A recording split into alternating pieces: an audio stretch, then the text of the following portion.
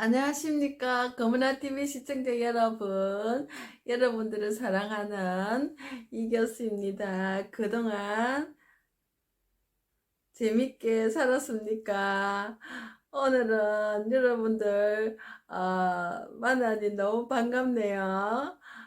이렇게 아름다운 봄에 또 이렇게 대화를 할 수 있어서 너무 좋습니다. 오늘의 주제는 조용히 절망하지 마라. 조용히 절망하지 마라라는 이야기입니다. 절망은 무엇이겠습니까? 정상적인 절망은 소리를 내야 정상입니다. 소리를 내야. 나는 절망적이다라고 소리 내는 것이 좋지요. 이제 뭐 미국 사람들은 너무 힘들 때, 또는 난감할 때, 오 마이 갓, 뭐 이런 표현도 합니다. 그런데, 요즘 우리나라 사람들도 표현력이 많이 발달하고, 감정 표시를 많이 합니다만, 그래도 이제 그 서양에 비해서 동양 사람들은 이렇게 자기 감정의 표시를 잘 안 내요. 제가 이런 이야기 하니까 지금 떠오르는 게, 제가 그 기차역인가 공항에선가 하여튼 뭐 급하게 공항이 모양입니다. 일본 여자를 만났으니까 공항에서 제가 어떻게 급하게 잘못 이렇게 하다가 어떤 여자의 발을 이렇게 밟았어요. 그랬더니만 그 여자가 갑자기 너무 아팠는지 완전히 막 온몸으로 한 바퀴를 뺑 돌면서 너무 아픈 표시를 내는 거예요. 그래서 제가 이제 서툰 일본말로 미안하다고 그랬습니다. 그랬더니만 일본 여자 그 일본 분이 천만에 괜찮다면서 그렇게 이야기를 하는데요. 괜찮다 하면서 한 바퀴 뺑 돌면서 너무 아파갖고 이 고통스러운 표정을 짓는데 제가 너무 미안하더라고요.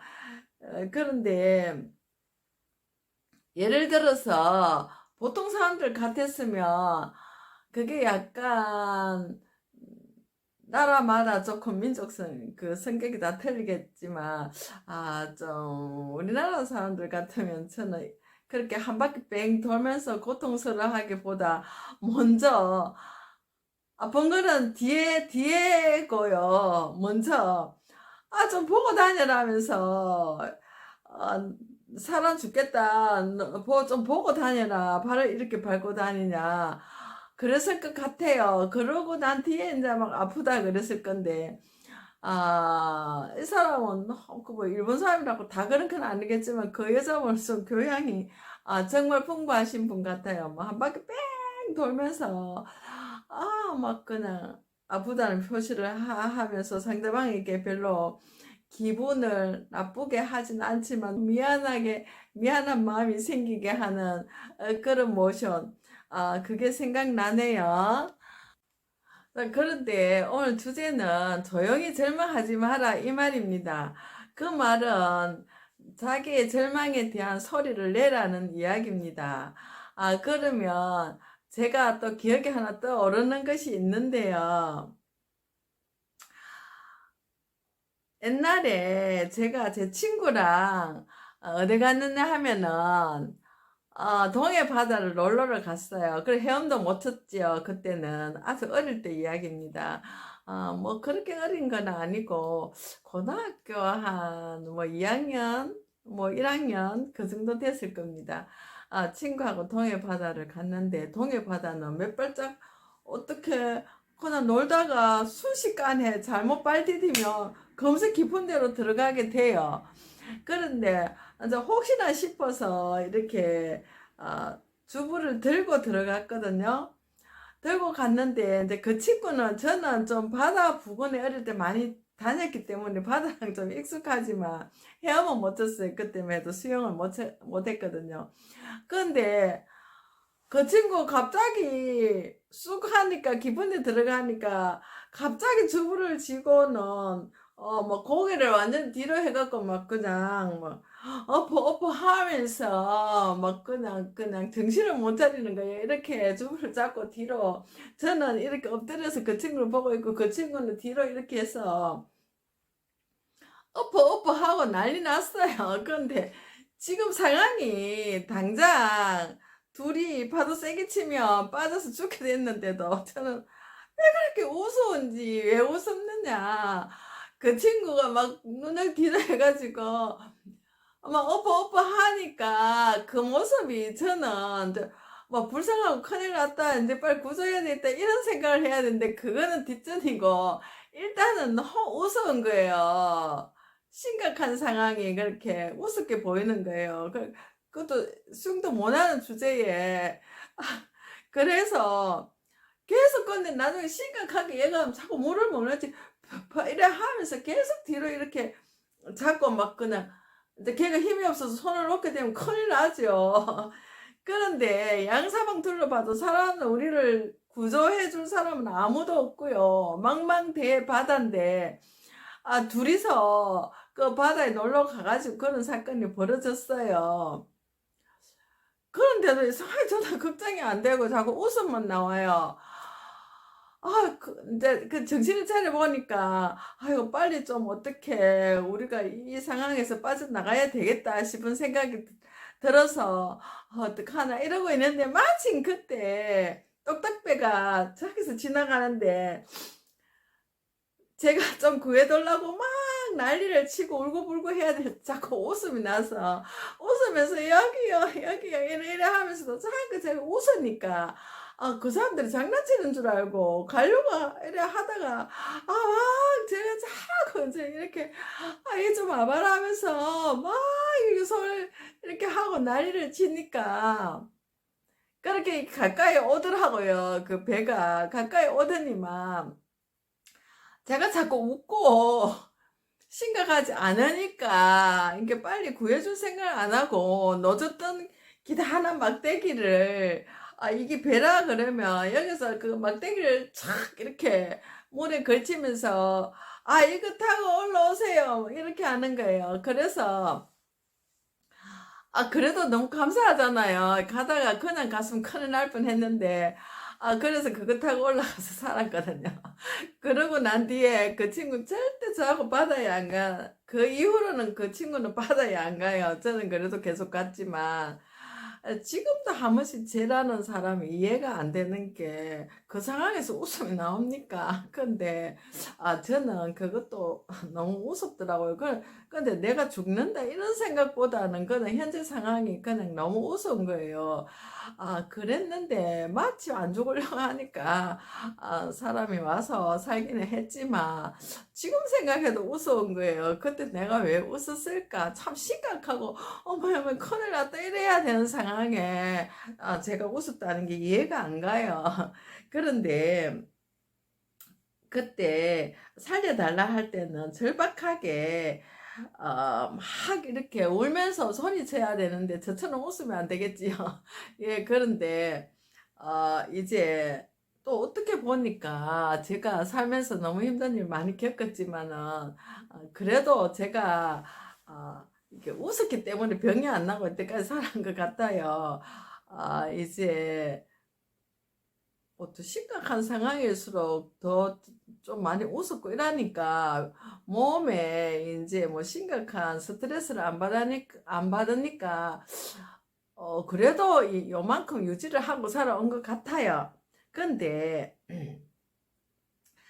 사실은 제가 오늘 이런 이야기를 하는 것은 무슨 이야기를 해주고 싶냐 하면 제가 또 우스운 이야기 하나 하면은 제가 아기 낳기 위해서 산부인과를 갔는데 이제 아기 낳을 때 막 소리 지르는 여자들이 있더라고요. 이제 제가 아직 이제 산부인과에 가서 거기 들어눕지 않고 이제 복도에서 이제 제 차례를 기다리고 있는데 어떤 여자가 아기 낳는데 막 그냥 항소 우는 소리가 나더라고요. 오 하면서 그냥 수시로 막 항소 오는 소리를 해서 이상하다. 애기 나는데 왜 저래 항소 오는 소리가 날까 해서 또 웃음이 나요. 그냥 그래서 제 차례가 돼서 애기 나는데 저는 그런 소리가 나올 수가 없더라고. 애기 낳는데 항소 울음 소리가 어떻게 나요? 근데 사람마다 다 틀리나 봐요. 근데 저는 뭐 그렇게 항소 울음 소리 낼 정도로 그렇게 안 되더라고요. 그건 아야 뭐 이 정도지. 그냥 그러니까 간호원도 있잖아요. 제가 아기를 너무 쉽게 낳았다고 아기 낳았는데 그때만 해도 엘리베이터 있는 게 없었고 뭐 4층에 그 산모들이 가는 입원실인데 금세 낳은 사람 보고 4층에 저보고 걸어서 가라는 거예요. 그래서 금세 안 한 사람 보고 제가 하도 기가 막혀가지고 간원 보고 그랬어요. 이제 금세 애 낳은 사람이 내가 황소냐? 내가 그 4층에 올라가게. 저 못 올라가요. 제가 딱 그래 버렸어요. 또 그런 건 잘해요, 또 제가. 그래서 있으니까 아무 소리 안 하고 간원들이 뭐라 그러냐 하면 그 들것을 갖고 와서 저를 거기 눕혀갖고 4층까지 들고 올라가더라고요.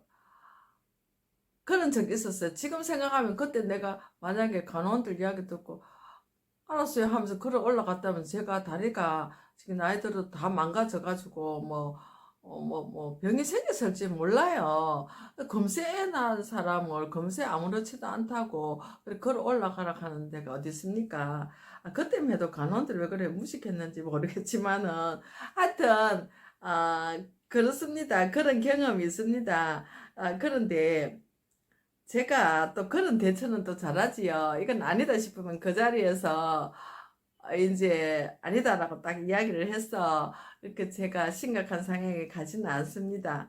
예, 그래서 아기 낳을 때 이렇게 막 아프면 소리를 조금 내고 그래 아픈 척이라도 해야 되는데 저는 뭐 척을 못 하니까 그런 상황도 벌어지고 그 다음에 비 오기 전에 천둥도 치고 비 올 것 같은 느낌이 들잖아요. 이 날씨가 아 날씨가 이제 이래 약간 맑지를 않고 이제 비 오기 전에는 그 표시가 나지요. 그러다가 이제 비가 오는 것입니다. 또 천둥 소리가 심하게 나면 소나기가 온다는 걸 알고요. 이제 그런 다 이제 사인이 있는 것 아닙니까? 그런데 그런 거 없이 만약에 아무렇지도 안 하다 갑자기 소나기가 팍 온다든지 뭐 아무렇지도 않다 생각하고 있는데 누가 갑자기 내보고 성을 팍 낸다든지 뭐 한 대 탁 때린다든지 이러면 놀래서 기절하겠지요.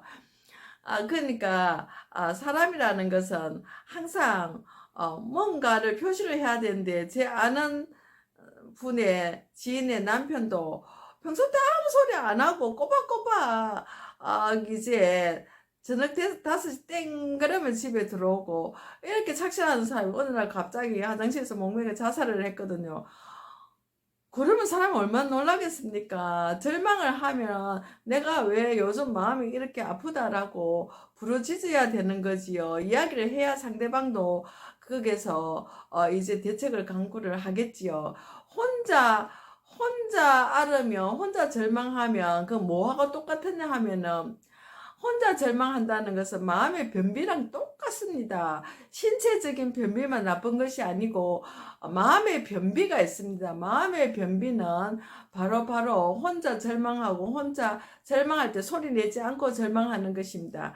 소리 내지 않고 절망하는 그 굉장히 위험하고 무섭습니다. 그래서 우리는 눈물 나면 눈물을 흘려야 되고 웃음이 나면 웃어야 되고 절망하면 절망의 소리를 내는 것이 정상적인 인간의 소리라고 볼 수가 있습니다. 예, 그래서 우리가 이 소리라는 것은 굉장히 중요합니다. 예, 그래서 공시 애절하게 통곡하고 싶을 때는 애통해야 됩니다. 이 세상에는 공식적인 것만 있는 것이 아니고 비공식도 굉장히 중요합니다. 교육에 있어서도 형식적, 공식적 교육만 중요한 것이 아니고 알게 모르게 교육되는 비공식적 비형식적 교육이라는 것도 상당 부분 차지합니다. 그렇잖아요. 우리가 말에도 언어적 표현이 있고 비언어적 표현이 있잖아요. 그것처럼 우리 삶에도 너무 공식적인 것에 우리가 얽매이지 말고 비공식적인 그런 삶도 굉장히 중요시할 필요성이 있다라는 것입니다. 예, 그래서 우리가 슬플 때는 굉장히 같이 슬퍼하는 것도 필요합니다. 우리 조상님들은 보면 옛날에 사람이 죽거나 이렇게 하면은 같이 막 곡도 하고 이랬잖아요. 요즘 곡하면 교양 없는 사람으로 그렇게 간주하기도 합니다. 뭔가 슬픔을 표시한다는 것은 이제 서로 슬픔을 나누는 것이기 때문에 굉장히 중요하고요. 우리 절망도 내가 절망의 소리를 낼 때 절망이 줄어든다는 것입니다. 소리를 안 내기 때문에 우울증이 오는 것입니다. 소리를 내야 발산을 해야 됩니다. 발산. 예, 그래서 매일매일 우리의 희노애락을 발산하면서 봄 되면 새들이 지저귀듯이 우리도 지저귀면서 그렇게 살면 어떨까요? 예, 절망을 지저긴다면은 이제 좀 이상한 표현 같지만 절망도 우리의 삶에 아주 중요한 사인입니다. 그래서 우리 몸이 아프면 더 심각하기 전에 몸에서 신호를 보내듯이 우리의 삶에서도 우리의 삶이 너무 힘겨울 때 절망의 소리도 내서 구조 요청도 하는 것이 필요하겠습니다. 이 세상에 독불 장군이 어디 있겠습니까? 그러면 여러분들 같이 이제 우리가 함께하는 그런 삶으로 모두 다 행복했으면 합니다. 다음 시간에 또 찾아뵙겠습니다. 감사합니다.